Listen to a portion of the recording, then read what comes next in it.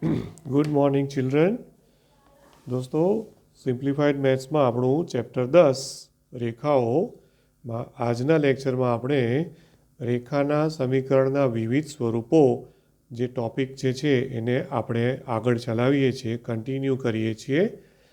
Okay, last લેક્ચરમાં એટલે કે 8મા ભાગમાં આપણે એમાં 3 ટૉપિક, આની અંદર અલગ અલગ મુદ્દા આપ્યા છે, વિવિધ સ્વરૂપો. એમાંથી 3 સ્વરૂપો આપણે જોયા છે. પહેલું સ્વરૂપ હતું જેની અંદર શિરોલંબ રેખા અને સમક્ષિતિજ રેખાનું સમીકરણ હતા. બરાબર, કે ભાઈ શિરોલંબ રેખા હોય તો એક્સ બરાબર એ, સમક્ષિતિજ રેખા હોય તો વાય બરાબર બી. એ રીતે ખાલી એક્સ યામ ખાલી વાય યામ હોય એ પ્રમાણે. બરાબર છે, એ શિરોલંબ અને સમક્ષિતિજની વાત હતી. ત્યાર પછી એક બહુ જ અગત્યનું સ્વરૂપ આવ્યું હતું, એ હતું બિંદુ ઢાળ સ્વરૂપ. બિંદુ ઢાળ સ્વરૂપ શું હતું? Y minus y1 is equal to m into x minus x1. એ એક હતું. અને ત્યાર પછી ત્રીજું સ્વરૂપ આપણે જોયેલું એ હતું બે બિંદુ સ્વરૂપ હતું. ત્યાં આપણે સ્ટોપ કરેલું. બે બિંદુ સ્વરૂપ શું હતું? Y minus y1 upon y2 minus y1 is equal to x minus x1 upon x2 minus x1. આટલું લાસ્ટ લેક્ચરમાં આપણે જોયું છે. હવે ત્યાંથી આપણે આગળ વધીએ છીએ દોસ્તો. ચોથું સ્વરૂપ જે છે એ છે ઢાળ અંતખંડ સ્વરૂપ. ચોથું સ્વરૂપ જે છે એનું નામ આપેલું છે ઢાળ અંતઃખંડ. ઢાળ શબ્દ તો જાણીતો છે, અંતઃખંડ એટલે શું? તો હવે આકૃતિમાં જોઈશું આપણે. ઢાળ અંતઃખંડ સ્વરૂપ છે. ઓકે, હવે એ ઢાળ અંતઃખંડ સ્વરૂપ એટલે શું? તો ટાઇટલ પરથી એટલી તો ખબર પડી આપણને કે બે વસ્તુ આપેલી હશે, ઢાળ અને અંતઃખંડ. હવે અંતઃખંડ શું છે આપણે જાણતા નથી. તો આમાં છે ને બે વિકલ્પો આપ્યા છે જે આપણી સ્ટેટ બોર્ડની બુકમાં એકચ્યુઅલી નહોતું. ઓકે, હવે પહેલો વિકલ્પ છે એમાં શું કર્યું છે તો કે ભાઈ ઢાળ તો આપ્યો જ છે અને અંતઃખંડ સમજવા માટે તમારે એવું કરવાનું કે ભાઈ માની લો કે આ એક અક્ષો દોર્યા મેં અને એ અક્ષોમાં બરાબર આ એક્સ અક્ષ વાય અક્ષ દોર્યા અને આપણે એમાં એક રેખા દોરો. બરાબર છે, આમ એક રેખા મેં દોરી, ધારો કે. તો રેખા જો આમ બંને અક્ષોને છેદતી રેખા દોરું છું. આ જે રેખા દોરી છે તો એ બંને અક્ષોને છેદે છે કે નહીં? ધ્યાન આપજો હો તે સરખી રીતે. હવે આ છે ઉગમ બિંદુ. ઓકે, સપોઝ આને હું બિંદુને એ નામ આપું. એ જે બિંદુ છે એને એ નામ આપું. તો આ જે ઓ એ છે ને લંબાઈ જે વાય અક્ષ ઉપર છે એને વાય અંતઃખંડ કહેવાય. આને શું કહેવાય? વાય અંતઃખંડ કહેવાય. અને આને સપોઝ હું બી નામ આપું તો આ જે ઓ બી છે ને એને એક્સ અંતઃખંડ કહેવાય. આને શું કહેવાય? એક્સ અંતઃખંડ કહેવાય. ઓકે, હવે પહેલા વિકલ્પમાં એમણે એવું કર્યું છે કે આવા અંતઃખંડો તો બંને મેં દોર્યા છે પણ બંને અંતઃખંડો મને આપ્યા નથી. સપોઝ કે મને ખાલી વાય અંતઃખંડ જ આપ્યો છે, એક્સ અંતઃખંડ આપણને ખબર નથી. તો શું કરવું? ઓકે, તો કે ભાઈ જો રેખાનો ઢાળ એમ હોય, જે માગેલ રેખા હોય ને એ માગેલ રેખાનો ઢાળ એમ હોય તથા તેનો વાય અંતઃખંડ આપેલો હોય. ઓકે, તેનો વાય અંતઃખંડ, અને એ અંતઃખંડ છે ને એ લોકો સંકેતમાં સી સંકેત વાપરે છે. એટલે વાય અંતઃખંડ કેટલો લેવાનો? Small C. આ ફિક્સ છે એનો સંકેત હો, એટલે એ સંકેત આપણે બદલાશે નહીં. જે માગેલ રેખાનો ઢાળ એમ તથા તેનો વાય અંતઃખંડ સી આપેલો હોય તો તેવી રેખાનું સમીકરણ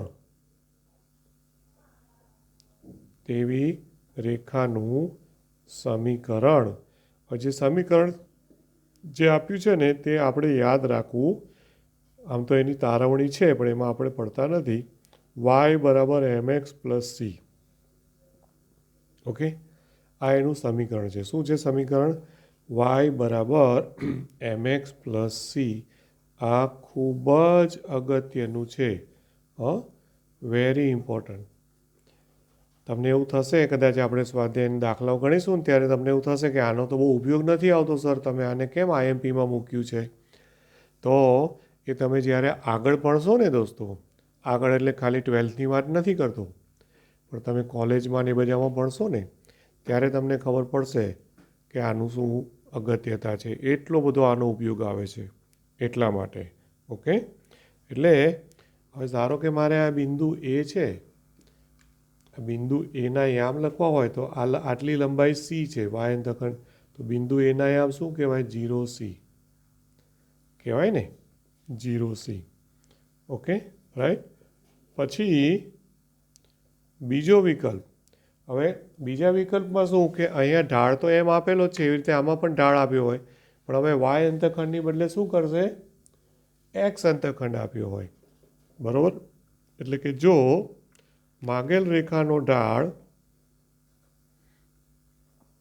જે રેખા માગેલ છે એનો ઢાળ એમ, રેખાનો ઢાળ એમ, તથા અહીંયા જેમ એનો વાય અંતખંડ આપ્યો છે ને એની બદલે એક્સ અંતખંડ આપે, અને એના માટે એ લોકોએ સંકેત ડી વાપર્યો છે.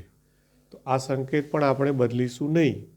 જે સંકેત યુઝ કરે છે આ જ સંકેત ડી તમારે એક્સ અંતખંડ માટે અને સી વાય અંતખંડ માટે આ સૂત્રમાં વાપરવાનું રહેશે, બરાબર? આ આપેલા હોય તો તેવી રેખાનું સમીકરણ,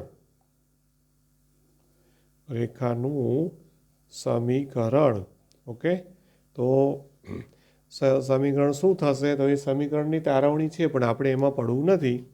એ સમીકરણ જે છે એ તમારે યાદ રાખવું પડશે, અને એ જે સમીકરણ છે એ આપ્યું છે y is equal to m into x minus d, આવું સૂત્ર આપ્યું છે. Okay, y is equal to m ગુણ્યા એક્સ માઇનસ ડી. ઓકે, હવે આ સૂત્ર છે ને એમાં એની આના જેટલી અગત્યતા, એટલે હું વેરી ઇમ્પોર્ટન્ટ નથી લખતો, ઇમ્પોર્ટન્ટ તો બંને છે, પણ વધારે પડતું યુઝ થતું હોય એવું આ બેમાંથી કયું? તો આ વાળું વાય અંતખંડ જે વાળું છે ને એનો મેક્સિમમ એટલે કે બહુ જ ઉપયોગ થશે તમારે આગળ જતા હાયર સ્ટડીઝમાં, બરાબર? તો આ આપણું ચોથું સ્વરૂપ પતાવ્યું છે. આ ઢાળ અંતખંડ સ્વરૂપ કહેવાય ને. ઢાળ અંતખંડને મારે ઇંગ્લિશમાં લખવું હોય તો શું લખાશે? ઢાળ એટલે સ્લોપ ખબર જ છે. અંતખંડ માટે ઇન્ટરસેપ્ટ શબ્દ વપરાય છે. એટલે ઢાળને એટલે એને ઇંગ્લિશમાં પણ યાદ રાખજો, સ્લોપ અને ઇન્ટરસેપ્ટ. ઓકે, અને સ્વરૂપ એટલે ફોર્મ.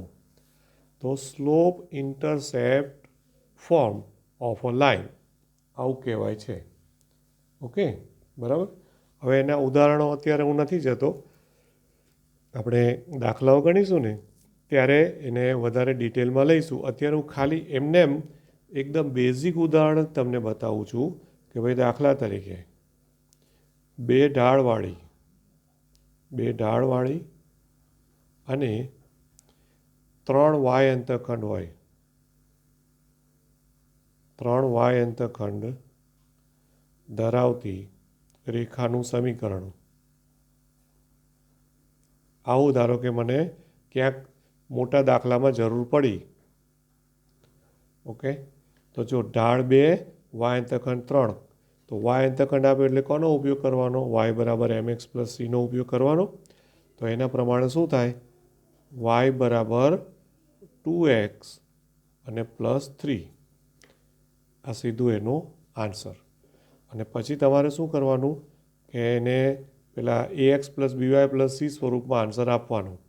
એટલે 2x માઇનસ વાય આ બાજુ જશે, plus 3 is equal two 0. Okay, આ થઈ ગયો જવાબ. બરાબર છે, રાઈટ? તો આવી રીતના આ ઢાળ અંતઃખંડ સ્વરૂપનો ઉપયોગ થશે. હવે ત્યાર પછી નેક્સ્ટ રેખાનું સ્વરૂપ આવશે. ઓકે, એ આપણે લઈએ છીએ. તો હવે એને કહેવાય છે રેખાનું અંતઃખંડ સ્વરૂપ. ઓકે દોસ્તો, પહેલાંમાં શું હતું? ઢાળ અંતઃખંડ સ્વરૂપ હતું. હવે અહીંયા ટાઇટલ એવું આપશે કે રેખાનું અંતઃખંડ સ્વરૂપ. આવું ટાઇટલ આપ્યું છે, રેખાનું અંતઃખંડ સ્વરૂપ. અંતઃખંડ સ્વરૂપ એટલે એમાં ઢાળ આપ્યો જ નથી, એવું થયું ને? બરાબર ને? તો એટલે કે intercept form of the line એવું કહેવાય. બરાબર ને? Intercept form. અચ્છા, હવે આ અંતઃખંડ સ્વરૂપમાં શું થાય એ તમને કહું કે આમાં બંને અંતઃખંડો આપેલા હોય. શું હોય આમાં? બંને અંતઃખંડો આપેલા હોય. એટલે હું રફ આકૃતિ દોરું. ધારો કે આપણે અક્ષો દોર્યા, એક્સ અક્ષ અને વાય અક્ષ, બરાબર છે. અને એમાં આપણે સપોઝ કે રેખા દોરો. તો પહેલાં આગળના હજી જેમ જ રેખા દોરીશું આપણે, પણ હવે આમાં શું કે એ બંને અક્ષોને છેદે છે અને એ તો ખરું, એટલે બંને અંતઃખંડો આપેલા છે એવું કહેવાનું. અહીંયા શું કરવાનું કે બંને અંતઃખંડો આપણને આપ્યા છે, રાઈટ? અને બંને અંતઃખંડો આપ્યા છે એટલે સપોઝ કે ભાઈ આપણે આને ઉગમ બિંદુ કહીએ, પછી આ બાજુનું બિંદુ છે ને એને એ નામ આપું, આને હું બી નામ આપું, બરાબર? હવે આ ઓ એ જે છે ને, ઓ એ શું થયું? હવે તમને ખ્યાલ આવ્યો ને? આ એક્સ અક્ષ ઉપર છે તો એને શું કહેવાય? એક્સ અંતઃખંડ કહેવાય. ઓ બીને શું કહેવાય? વાય અંતઃખંડ કહેવાય. હવે આ ટાઈપના સ્વરૂપના જે પણ સમીકરણ કે દાખલાઓ આવશે તો એમાં શું હશે દોસ્તો કે બંને આપેલા હશે. ઓ એ અને ઓ બી બંને આપેલા હશે. ઓકે, હવે આમાં મોટું કન્ફ્યુઝન શું છે એ હું તમને કહું કે અહીં એ લોકોએ સાંકેતિક રીતે આ જે ઓ એ છે ને એ ઓ એને એ લોકોએ સ્મોલ એ નામ આપ્યું છે અને આ જે ઓ બી છે એ ઓ બીને એ લોકોએ બી નામ આપ્યું છે. ઓકે, એનો મતલબ શું થયો કે જો સ્મોલ એ એક્સ અંતઃખંડ હોય તથા બી એ વાય અંતઃખંડ હોય, બરોબર, આપેલા હોય તો તેવી રેખાનું સમીકરણ, તેવી રેખાનું સમીકરણ, તો એનું સમીકરણ છે ને એ આવું છે. એકચ્યુઅલી ધ્યાન આપજો, એ આવું સમીકરણ છે. X upon a plus y upon b is equal to 1. આ એનું સમીકરણ છે. એક્સના છેદમાં એક્સ અંતઃખંડ વત્તા વાયના છેદમાં વાય અંતઃખંડ ઇક્વલ ટુ 1. આવું સમીકરણ અહીંયા આપ્યું છે. ઓકે, હવે મેં આમાં શરૂઆતમાં એવું કીધું કે આમાં કન્ફ્યુઝિંગ છે. તો કન્ફ્યુઝિંગ શું છે? આમ તો બધું સરળ લાગે છે, અહીં આપણે થિયરીમાં તો જવાનું નથી. તો આ સૂત્રમાં કન્ફ્યુઝિંગ શું છે એ તમને કહી દઉં. હજી આગળ હમણાં જ સૂત્ર ગયું, હમણાં જ જસ્ટ, અને એ સૂત્ર વખતે આપણે અહીંયા એવું કીધું કે આ આકૃતિ જોજો, આ આકૃતિ જોજો. અહીંયા આપણે એવું કીધું કે વાય અંતઃખંડ સી કહ્યું કે નહીં, અને એક્સ અંતઃખંડ માટે ડી સંકેત વાપર્યો, એટલે એક્સ અંતઃખંડ ડી અને સી, અને એ પ્રમાણે અહીંયા સમીકરણ લખ્યા વાય બરાબર એમ એક્સ પ્લસ સી, તો સી વાય અંતઃખંડ છે, વાય બરાબર એમ ઇન્ટુ એક્સ માઇનસ ડી, તો ડી એક્સ અંતઃખંડ છે. આવું કર્યું કે નહીં? અને એના પછી ઇમિડિયેટલી તરત જ જે થિયરી આવે છે ત્યાં તરત જ એ લોકોએ પલટી મારી મતલબ શું કે અંતઃખંડોના સંકેત બદલી કાઢ્યા. જો અહીં આ થિયરીમાં એ સ્મોલ એને એક્સ અંતઃખંડ કહ્યો અને બીને વાય અંતઃખંડ કહ્યો. આ કન્ફ્યુઝન થાય છે જ્યારે સૂત્રોના ઉપયોગ કરવાના આવે ને. તો તમે એક વસ્તુ માર્ક કરી, એ બી સી ડી ચારે ચાર સંકેત અંતઃખંડ માટે આવ્યા. એક્સ અંતખંડ માટે કયો કયો સંકેત આવ્યો બોલો? તો એ અને ડી. એ પણ આવ્યો, ડી પણ આવ્યો. અને વાય અંતખંડ માટે કયા કયા સંકેત આવ્યા? તો કે બી અને સી. આવ્યા કે નહીં? પણ પછી કોનો ઉપયોગ કરવાનો છે? કયા સ્વરૂપનો? આ સ્વરૂપનો કે એની આગળના સ્વરૂપનો? રાઈટ? એ પ્રમાણે તમારે સંકેતનો ઉપયોગ કરવાનો રહેશે. અને આપણે 5 નંબર આપી દઈશું. આ 5 નંબર છે. બરાબર ને? ઓકે. એટલે આમાં શું ટૂંકમાં બંને અંતખંડો આપ્યા હોય ને જ્યારે પણ, તો એ બી વાપરવાનું. આવી રીતે મેં યાદ રાખ્યું છે કે જો મને બંને અંતખંડો આપ્યા હોય તો હું એ બીનો ઉપયોગ કરીશ, અને કોઈ પણ એક જ અંતખંડ આપ્યો હોય તો હું સી અથવા ડીનો ઉપયોગ કરીશ. ઓકે. ખાલી વાય અંતખંડ આપ્યો હોય તો સી યુઝ કરવાનો, ખાલી એક્સ અંતખંડ આપ્યો હોય તો ડી યુઝ કરવાનો, બંને અંતખંડ આપ્યો હોય તો એ બી યુઝ કરવાના. આવું યાદ રાખશો તો ભૂલ નહીં પડે. ઓકે, બરાબર ને? રાઈટ. ચાલો હવે ત્યાર પછી ટોપિકમાં જઉં છું. હવે રેખાના સમીકરણનું 6થું સ્વરૂપ આવ્યું છે. ઓકે, અને આ પણ બહુ જ ઇમ્પોર્ટન્ટ છે. રેખાના સમીકરણનું અભિલંબ સ્વરૂપ છે. અભિલંબ સ્વરૂપ. એના માટે ઇંગ્લિશમાં પણ શબ્દ એવો છે, અભિલંબ સ્વરૂપ એટલે નોર્મલ ફોર્મ કહે છે. શું કહે છે? નોર્મલ. અને સ્વરૂપ એટલે ફોર્મ. હવે આપણને શું નોર્મલનું ગુજરાતી સિમ્પલ ઇંગ્લિશમાં કરો તો નોર્મલ એટલે આપણને ખબર છે કે જે એકદમ સિમ્પલ હોય, સાદું હોય તો એને નોર્મલ કહીએ, જેમાં ખાસ એક્સ્ટ્રા ઓર્ડિનરી ના હોય. એવું આપણે નોર્મલનો મિનિંગ આપણે એવો સમજીએ. પણ ગણિતમાં, મેથેમેટિક્સમાં નોર્મલ વર્ડ એટલે કે નોર્મલ શબ્દ જે છે ને દોસ્તો, એ હંમેશા અભિલંબ એટલે કે લંબ માટે વપરાય છે. લંબ શબ્દ તો આવ્યો જ ને, બરાબર છે? અચ્છા, હવે એનું સ્વરૂપ છે એટલે કે એનું સમીકરણ છે એ શું છે એ જોઈએ. હવે તમે ટેક્સ્ટબુકમાં જોશો ને દોસ્તો, પેજ નંબર 209, અને એમાં એણે એ લોકોએ 4 આકૃતિ દોરીને સમજાવ્યું છે. આકૃતિ 10.17 તમે જોશો, આકૃતિ 10.17, તો એમાં 4 આકૃતિઓ દોરી છે. એટલે આપણે 4 આકૃતિ દોરીને એકચ્યુઅલી સમજવાની જરૂર નથી રહેતી. હું છે ને કોઈ પણ એક આકૃતિમાં તમને બતાવી દઉં છું કે શું છે વસ્તુ. બરાબર ને? ઓકે. તો સપોઝ કે ભાઈ મેં અક્ષો દોર્યા, બરાબર? એક્સ અક્ષ અને વાય અક્ષ આ રીતે. પછી અક્ષો દોર્યા બાદ આ ઉગમ બિંદુ છે, અને પછી જે રેખા જે છે એ આ 10.17 આકૃતિની હું પહેલી આકૃતિ છે ને એ જ દોરી રહ્યો છું દોસ્તો. બરાબર છે? એટલે આમ જે રેખા દોરું છું ને, આ આપણી માગેલ રેખા છે. આ રેખા મારે શોધવાની છે. ઓકે. હવે એનું અભિલંબ સ્વરૂપ શું એ હું તમને કહું. રેખા ધારો કે એલ છે, બરાબર? હવે આ ઉગમ બિંદુ છે. હવે ખાસ ધ્યાન આપજો કે આ જે ઉગમ બિંદુ છે ને, એ આપણે શું કરવાનું કે આ ઉગમ બિંદુથી આ જે રેખા દોરીને એલ, એના ઉપર તમારે લંબ દોરવાનું. શું કરવાનું દોસ્તો? લંબ. ઓકે.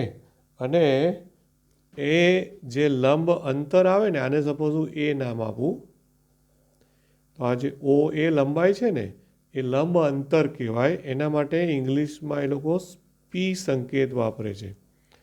એટલે ઓ એ છે એ શું થયું? ઉગમ બિંદુથી રેખાનું લંબ અંતર, એટલે કે સ્મોલ પી.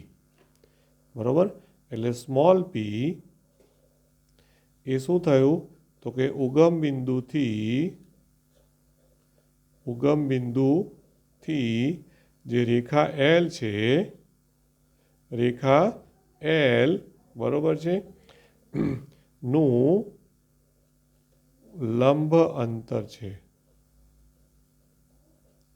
ઓકે.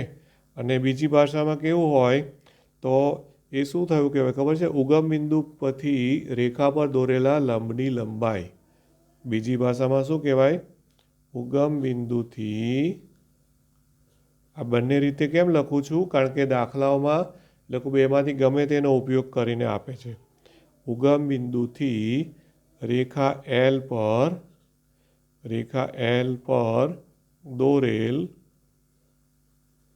લંબની લંબાઈ. ઓકે, એ જ થયું ને, સમજાય છે ને. અહીંયા ટૂંકમાં કાટખૂણો પડે છે આમ. Okay, right. એટલે OA છે એ આ રેખા એલને લંબ છે, એટલે આ એની લંબની લંબાઈ છે, અથવા તો બીજી ભાષામાં કહો તો લંબ અંતર છે, કહેવાય ને. તો બંને રીતે લખેલું આવે છે. ઓકે, હવે આ જે લંબ દોર્યો ને, ઓકે, એ જે લંબ દોર્યો એ એક્સ અક્ષની ધન દિશા સાથે, હવે ધ્યાન આપજો, આ જે લંબ દોર્યો છે ને એ અહીંયા ઉગમ બિંદુ આગળ એક્સ અક્ષની ધન દિશા સાથે આમ કંઈક ખૂણો બનાવે છે. ઓકે, હવે ટેક્સ્ટબુકનો સંકેત પ્રમાણે એને હું, એ લોકોનો સંકેત છે ને એ પ્રમાણે હું ઓમેગા સંકેત વાપરું છું. કયો સંકેત વાપર્યો છે? ઓમેગા. આપણી તમે જૂની ટેક્સ્ટબુક જોશો ને, આપણી સ્ટેટ બોર્ડની બુક, તો એમાં એ લોકોએ ખૂણાને આલ્ફા સંકેત વાપર્યો હશે. કયો સંકેત વાપર્યો હશે? આલ્ફા. પણ અહીં નવી બુકમાં, એટલે NCERTની બુકમાં ઓમેગા સંકેત વાપર્યો છે. Okay, right. એટલે ઓમેગા એ શું છે તો કે આ માપખૂણો AOX થયો કે નહીં, તથા માપખૂણો AOX is equal two omega છે. તો હવે આ જે રેખા એલ છે એ રેખા એલનું સમીકરણ શું થાય? રેખા એલનું સમીકરણ તો આપણી જૂની બુકમાં છે ને એને P આલ્ફા સ્વરૂપ કહેતા હતા. આ સમીકરણને જે અભિલંબ સ્વરૂપ છે ને એનું બીજું નામ આપેલું હતું P આલ્ફા સ્વરૂપ. હવે P એટલે લંબ અંતર અને આલ્ફા એટલે ખૂણો. મારે અહીંયા જો એવી રીતે નામ આપવું હોય, જે એ લોકો એકચ્યુઅલી આપ્યું નથી, બરાબર, તો અહીંયા મારે P આલ્ફા નામ ના અપાય. અહીંયા મારે શું કરવું પડે? P ઓમેગા સ્વરૂપ કહેવું પડે. એટલે અત્યારે જો કે આપ્યું નથી એટલે હું લખતો નથી. હવે એ સમીકરણ આવું છે કંઈક, તમે જોશો ને ટેક્સ્ટબુકમાં એની બધી તારવણી બધું આપ્યું છે, પણ આપણે એમાં જવાની જરૂર નથી. આવું સૂત્ર છે x cos omega plus y sine omega is equal to p. આવું સમીકરણ છે. શું છે? X cos omega plus y sine omega is equal to p. આ સમીકરણ છે. ઓકે, તો આ રેખાના વિવિધ સ્વરૂપોમાં આ છઠ્ઠું સ્વરૂપ છે આપણું. ઓકે, હા. હવે એમાં છે ને ઓમેગા માટે આમ તો કન્ડિશન આપેલી છે. એ કન્ડિશન શું થાય ખબર છે? કે આ જે ખૂણો છે ને એના માટે તમે ચોપડી જોશો ને તો એમણે એવું કીધું છે કે ઓમેગાની કિંમતો કઈ કઈ નહીં લેવાની. તો નોટ ઇક્વલ ટુ કઈ કઈ નહીં લેવાની. ઓકે, તો 0 નહીં લેવાની, પછી π/2 નહીં લેવાનું, પછી પાઈ નહીં લેવાનું, અને 3π/2 નહીં લેવાની. આવું એમણે લખ્યું છે. ઓકે, જૂની બુકમાં જોશો ને તો એકચ્યુઅલી એવું કહે છે 0 થી 2πની વચ્ચેની બધી કિંમતો, એમાંથી આટલી કિંમત બાદ કરી. અત્યારે લોકો આવું જ કહે છે. એટલે શું, ટૂંકમાં આમ શાંતિથી જો વિચારો ને તો આ જે રેખા છે ને, જો હું રેખાને આમ મૂકી દઉં અથવા એક્સ અક્ષને સમાંતર, તો એ 0 થાય. તો હવે એમાં તમે જુઓ કે લંબ અંતર આવે ના આવે કે નહીં? હે ને, લંબ અંતર ક્યારે આવે? આમ રેખા ત્રાસી હોય તો જ લંબ અંતર આવે કે નહીં? ધ્યાનથી જોજો. આમ રેખા ત્રાસી છે તો આ ઉગમ બિંદુથી લંબ અંતર આવ્યું. હવે આમ રેખા હોય તો લંબ અંતર ક્યાંથી આવે? આવે ના આવે. પછી π/2 એટલે આમ થઈ જાય. આમ હોય તો બી લંબ અંતર ના આવે. આ તો વાય અક્ષ જ છે. હવે આમાં ઉગમ બિંદુથી લંબ અંતરની વાત જ ક્યાં આવી? બે અક્ષોને છેદે બંનેને તો લંબ અંતર આવે ને. પછી પાઈ એટલે 180, એટલે ફરી પાછું ચક્કર મારીને ફરી પાછા આમ આવી ગયા, તો આમાંય ક્યાં લંબ અંતર આવે? 3π/2 એટલે 270, આમ જતા રહ્યા, તો એમાંય ક્યાં લંબ અંતર? લંબ અંતર ક્યારે આવે? આ રેખા ત્રાસી હોય ને, મતલબ કે શિરોલંબ કે સમક્ષિતિજ ન હોય તો તમે ઉગમ બિંદુથી લંબ દોરી શકો અને તો તમને લંબ અંતર મળે. એટલા માટે આ ઓમેગાની આટલી કિંમતો લેવાતી નથી. ઓકે, તો આ રેખાના સમીકરણનું છઠ્ઠું સ્વરૂપ આપણને આપ્યું છે દોસ્તો. બરાબર કે નહીં? રાઈટ. તો હવે બધા જ સ્વરૂપો આપણા એકચ્યુઅલી પૂરા થયા. 3 ગયા લેક્ચરમાં જોયા, 3 આજના લેક્ચરમાં જોયા. એટલે હવે આપણું જે નેક્સ્ટ લેક્ચર આવશે ને એની અંદર તમારે સ્વાધ્યાય 10.2ના દાખલાઓ શરૂ થશે. અને એ સ્વાધ્યાય પૂરું થાય અને પછી થોડુંક હજી રેખાનો ટોપિક બાકી રહે છે. રાઈટ. એટલે આ ચેપ્ટર એકચ્યુઅલી થોડુંક કમ્પેરેટિવલી અગત્યનું પણ છે અને થોડુંક સમજવામાં પણ ધ્યાન રાખવું પડે એવું છે. રાઈટ. એટલે આપણું ચેપ્ટર છે ને આપણા ક્રિસમસની જે રજાઓ પડે છે એ પહેલાં પૂરું નહીં થાય. એટલે આપણું જેવી સ્કૂલ ખુલશે 2021માં પણ આ ચેપ્ટર કન્ટિન્યુ રહેશે. બરાબર ને? Okay. So thank you very much. Have a nice day. Good bye.